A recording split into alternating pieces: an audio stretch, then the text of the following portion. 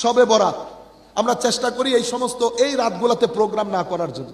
আমরা কি করি, ঘরের মধ্যে ছেলে মেয়ে সবাইকে নিয়ে বসি, মাইক, কেরাত, নাত, জিকির, ছোট ছোট বাচ্চাদের জন্য চকলেট কিনে নিয়ে আসি, কাপড় কিনে নিয়ে আসি।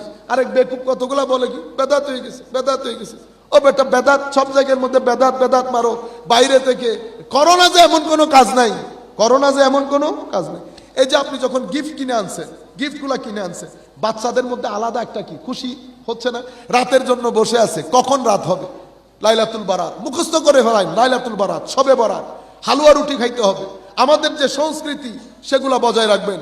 বাচ্চারা 1-1.5 ঘন্টা প্রোগ্রাম করার পরে চকলেট দেন, 100 টাকা দেন, গিফট যা যার যার সামর্থ্য অনুযায়ী। 10,000 টাকার শাড়ি কাপড় কিনতে হবে এমন কোনো কথা নাই। বাচ্চারা একটা পেন্সিল পেলেও খুশি হয়ে যায়। আমি আপনাদেরকে টেকনিকগুলার কথা বলছি। শবে বরাত উদযাপিত হয়ে গেছে না? বাচ্চারা যখন কালকে স্কুলে যাবে বলবে শবে বরাত উদযাপন করেছে। আমরাও বাচ্চাদেরকে শিখিয়ে দিয়েছি, বান্ধবীদেরকে জিজ্ঞেস করবা তারা শবে বরাত কিভাবে উদযাপন করেছে সেটা। এগুলা হচ্ছে this are different different techniques. আপনি এগুলার মাধ্যমে আপনার সমাজের মধ্যে দাওয়াতি কার্যক্রম পরিচালিত করতে হবে।